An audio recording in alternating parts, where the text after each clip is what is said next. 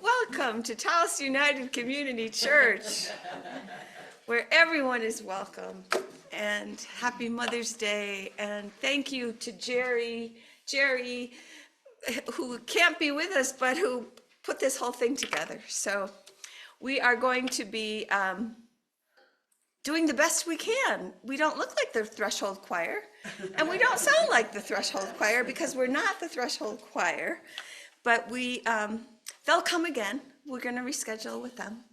And in the meantime, Jerry stepped right up and has watered the garden with everything that we need for today. So before we begin, we have Sid, who's going to come up and give us a little talk, about stewardship. Thank you. Hi, everybody. Hi. And Janet, is that you? I just want to say, just talk a couple minutes about why I come to this church and give of my time and money. You know, I was good friends with Pam, and she used to talk about, before she became a minister, and then she started talking about the UCC church, and I was really attracted to the openness and their interest in social justice and giving back and reaching out. Can you hear me? Uh-oh. So there's a lot of things. I just want to talk about what I like about being a part of this group. One thing is we're meeting in a strip mall. We are strip mall people now. Yeah, and I wanted to say too that we're not spending a lot of money on a fancy furnishings and everything. Everything in this room and the other room, 90%, maybe 100%, was all donated. And not donated from our pledges to the church, but actually donated. The cross, the tapestries, the every bit of the furniture, all the furniture over there, the rugs, the pictures, the tables. So thank you to everyone. You know, we've made a beautiful place here. I also wanted to say that our dream of being in this space and using the space for community has come to be. We have several AA groups meeting here now, and the Threshold Choir singers are practicing here, and Taos Immigrant Allies has moved their English as a second language class to here, and with Leonor as the teacher. And in 2 sessions, they've had good turnouts. So all in all, there's about 100 community members using our space besides what we do on Sunday morning every week. That's pretty remarkable, I think. Also, we support activities that are important to me, and I just wanted to talk a little bit about that. The first 3 quarters of this fiscal year, we've given away $14,000 to local and global projects. So I'll just talk a little bit about them. One is Taos Immigrant Allies, which Dell leads, and they give all sorts of support to 200 immigrant families in the county.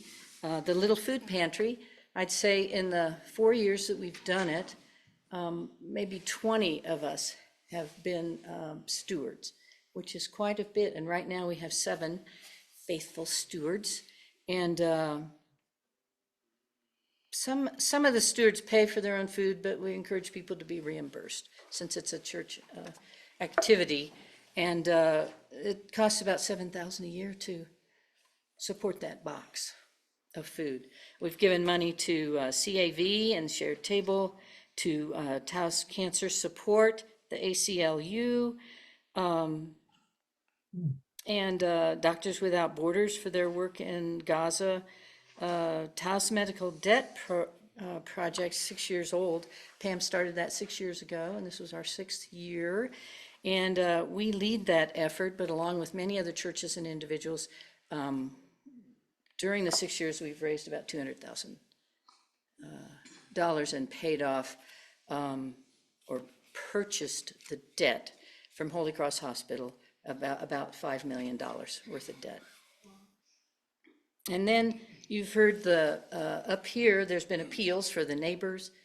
I forget the names of them, Neighbors Helping Neighbors and One Great Hour of Sharing and Open and Affirming, that kind of thing, the UCC. So we donate money to the Southwest Conference, and with that money, they, send money for the Hawaiian fires relief, and also the earthquake in Turkey received disaster relief, and they also do refugee ministries. So there's lots of good things that we're doing that I'm happy about. So I'm grateful to be a part of this group and appreciate all of you. Thank you. Thank you. Thank you, Sid.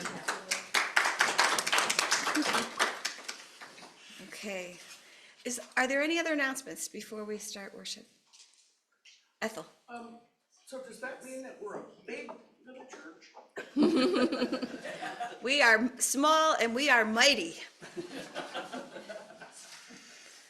Okay, so if everyone could take a comfortable seat, close your eyes, concentrate on your breath.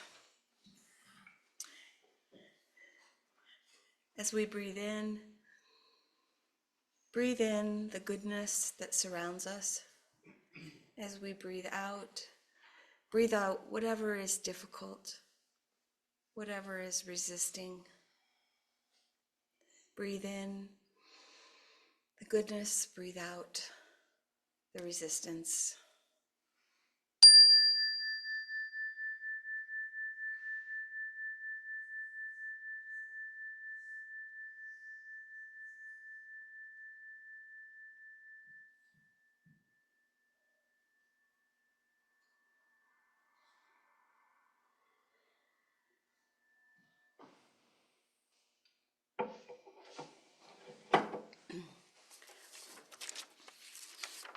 This prayer was written by Jerry Kennell. Dear Lord and Mother in God, we thank you today for all the mothers in the world, our own especially, and their mothers and the mothers before them. We know your heart is the mother's heart, nurturing, playing, cajoling, aching. We bring to the front of our awareness today the mothers of all children, the children graduating at the tops, bottoms, and middles of their classes, the children of refugees in tents, dust, mud, and squalor, the children delivering papers in countless neighborhoods and coming home from school, the children whose genes or circumstances have incapacitated them in some way, living lives that require special care and devotion of others. The children in prisons and programs, separated from their mothers by big choices they were just too small to make. The children bussed away to sweatshops, making the clothes of the world, or dying of starvation where evil stands in the path of your abundance. O Lord, our God, O God of mercy, open the eyes of all mothers today to the sufficiency of your grace, to the knowledge that you have chosen them to share in a special way, the stretching knowledge, joy, and pain of your boundless love. Mother them, O God. Make them children today in your arms. Tickle them, toss them, laugh your eyes back and forth with theirs, and most of all, hold them close, close enough to know in fullness the love you have for them, the love you have shared through them to your creation for all eternity. In Jesus' name, who learned your love from his mother, Mary.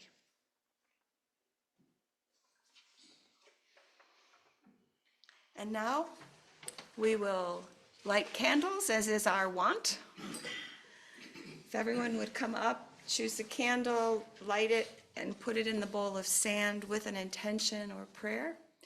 And while that is happening, we're going to sing a song by Kate Wolf called Give Yourself to Love.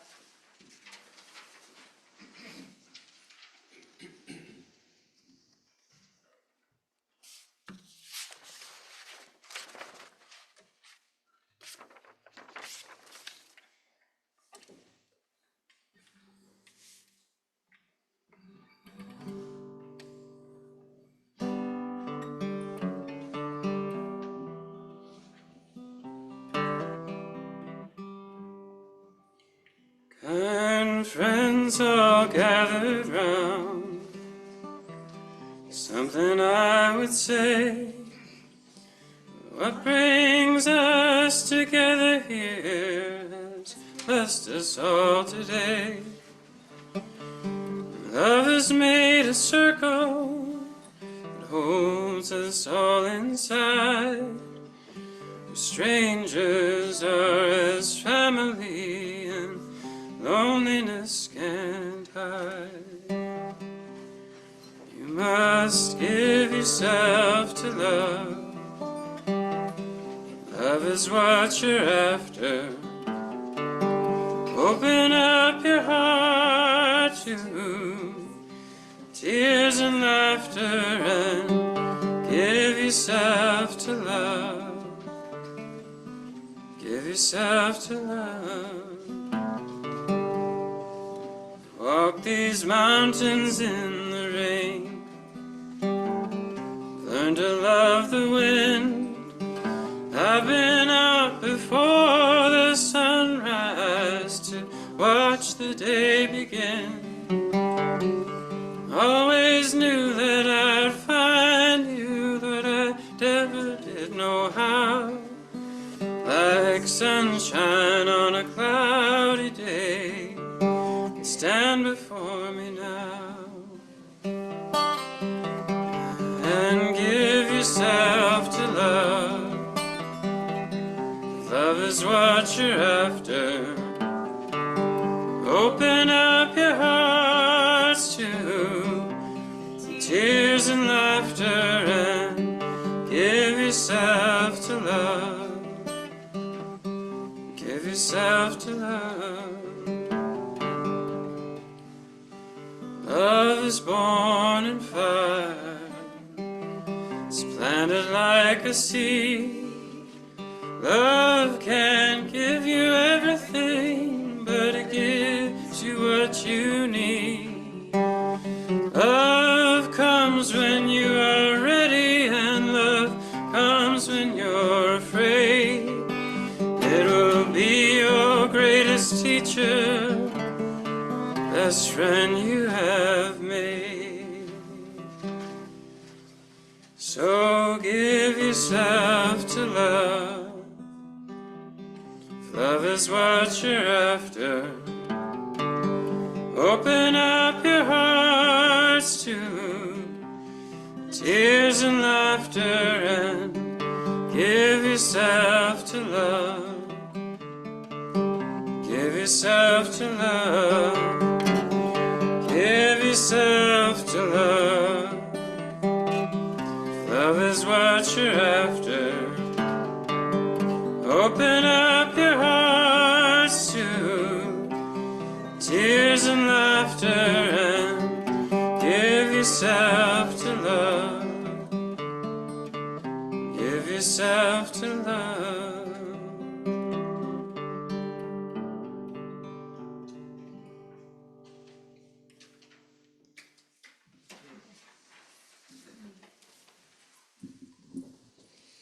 And the readings will be done by Dawn and Janice.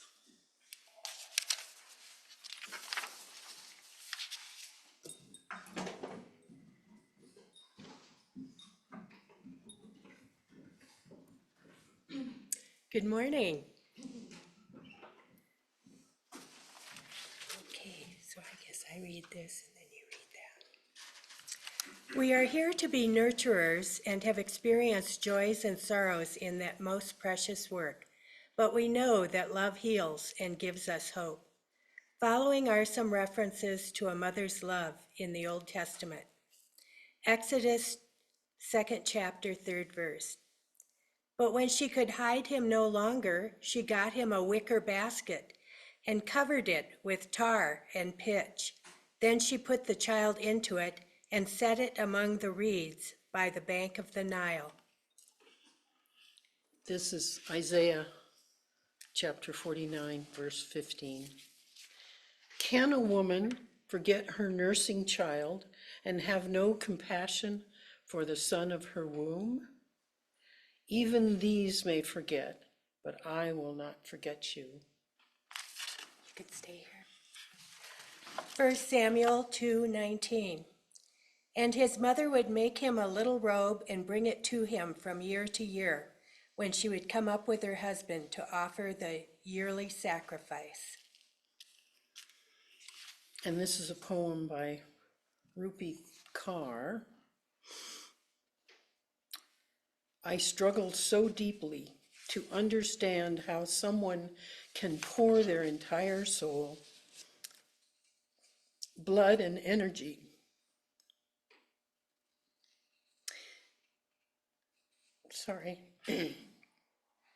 into someone without wanting anything in return.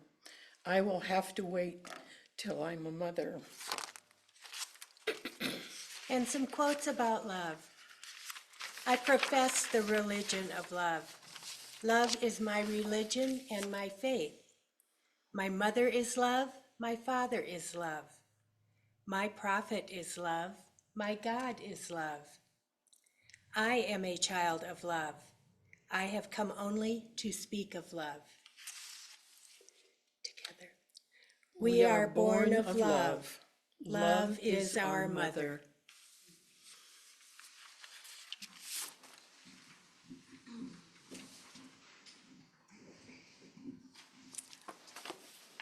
And Jerry didn't want to scare you, so he's not here today, even though he's really in good shape.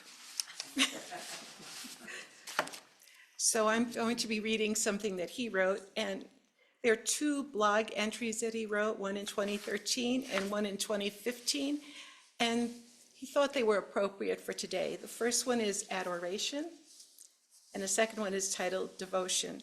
And in between, I may hit the chime just for a moment of silence. Adoration. So much of our connection and relationship with others is shaped by our emotions. We don't like this person because they do things that annoy us. Someone else made us angry. Another just sweeps us off our feet because they're so incredibly attractive. These feelings are powerful. If we try to ignore them, they find ways to keep popping up. Or sometimes we just give in to them and let them shape our responses. We may vent our anger. We may carry a grudge. We may pine away with hopeless longing for connection. Long-term intimate relationships can be especially confusing. We are never another, and they are never us. We never fully understand another, and so we often interpret their actions as somehow directed at us. That leads us to an emotional response. And feelings, of course, wax and wane for a huge variety of reasons. Our partner can become the unwitting object of all these changes. While they're always the same person, there are days when our feelings for them may be wonderful, and other days when we really don't want to be with them.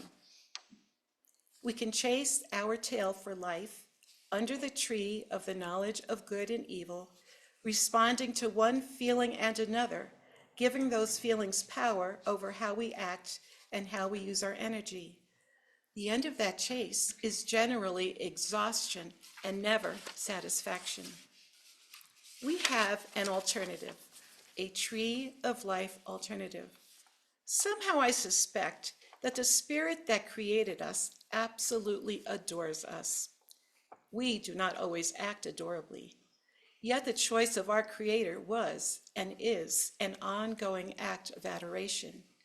We block it and don't respond to it for much of our life, but that is our choice, not the action of Creator, Spirit, mind source. Well, we may say we adore something or someone. You know, that warm, funny feeling, fuzzy feeling. Adoration, as I'm using it, isn't a feeling. It's a practice. It is an ongoing, active choice.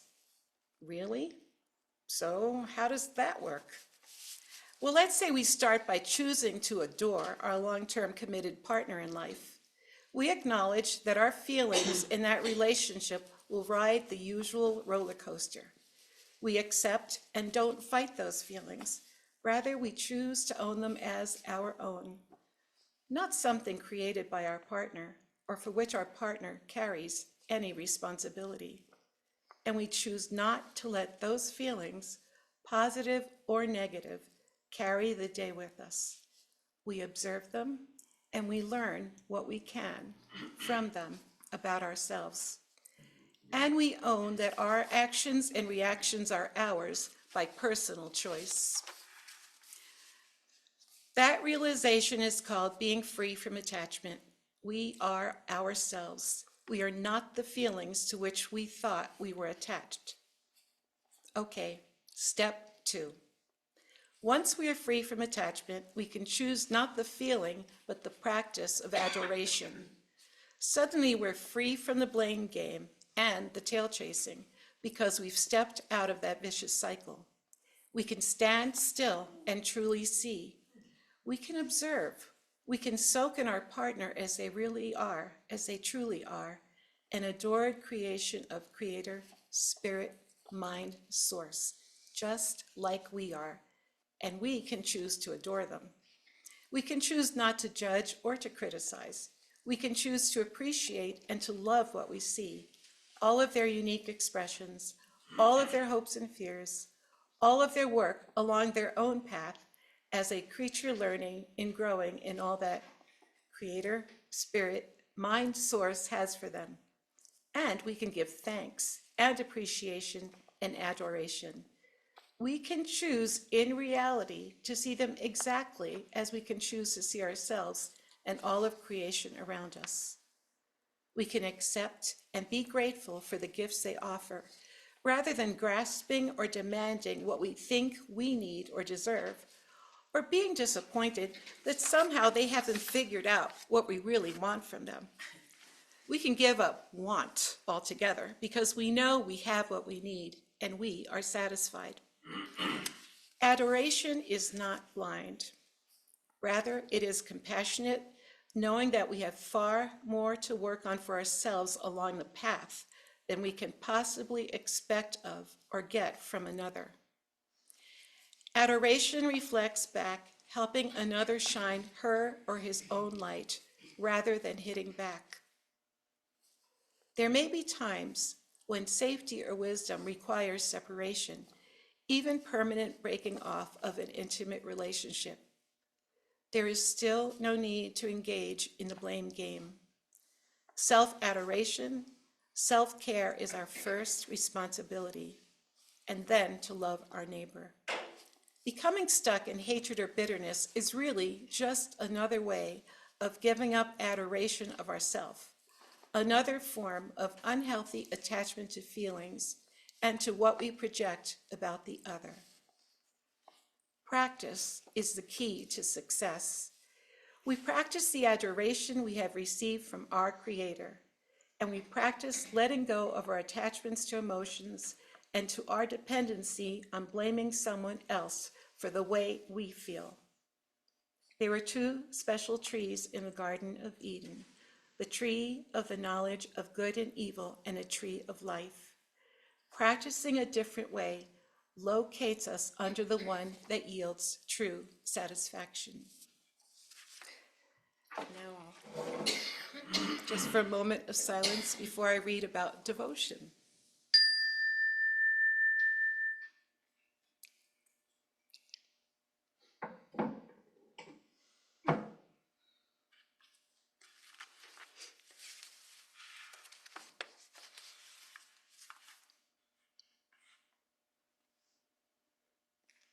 Devotion.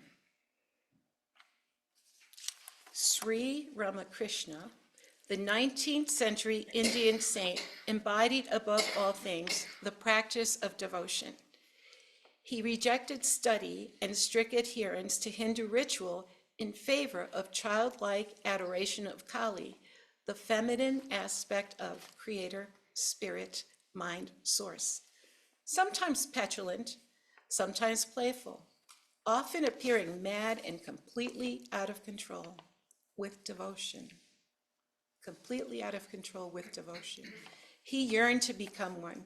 He whimpered, pestered, and cried to experience absolute unity with the Godhead through ceaseless pursuit of Kali's attention and affection. And by all reports, he was rewarded after a time, but then regularly, with the state of samadhi, the expansive experience of complete absorption, joy, and oneness with Creator, Spirit, Mind, Source. In the midst of teaching his disciples, he would break into songs of adoration and then effortlessly enter and return from extended states of unitive bliss. He brought back tales of love and beauty beyond measure. Even dying of throat cancer, he seemed oblivious to his physical condition because of his laser-focused devotion to the divine, the profound reality of his journeys. Rumi, Teresa of Avila, Paramahansa Yogananda, Hildegard von Bingen, the great mystics of all traditions have been explorers of the outer edges and inner depths of human spirituality. Their times and cultures somehow made space for them, accommodated their extravagance, supported or at least tolerated their journeys. For all time, we welcome and stand in awe of the news they brought back. Most of us live in the world of more mundane dimensions. We are the householders, the engineers and teachers, the burger flippers and shopkeepers of day-to-day existence. We raise kids and deal with plumbing problems and domestic struggles. We worry about our finances and the decisions of our governments. But here's the thing, is there really any less wonder in the day-to-day? Is the amazing expression of Creator, Spirit, Mind, Source any less as I turn right onto Montgomery Boulevard and walk or drive to the grocery store? I don't think so. I don't believe for a minute that Creator, Spirit, Mind, Source is any less present or less available for connection in the ordinary moments of daily existence. In a single block I see, I am part of the homeless person holding a sign for support at the intersection, the turquoise sky of the Southwest, the courtesy and service of the store clerk as I check out my oranges and baking powder. I am granted in every instant, at every turn, the opportunity for choice and participation. Will I engage consciously with all my thought, all my intention, all my heart? Will I play my part, giving and receiving with wonder and gratitude? Will I practice love, joy, peace, patience, kindness, and self-control, the beautiful and deeply satisfying fruits of the tree of life? Or will I stay asleep at the wheel, angry at the young person who cut impulsively in front of me in the parking lot?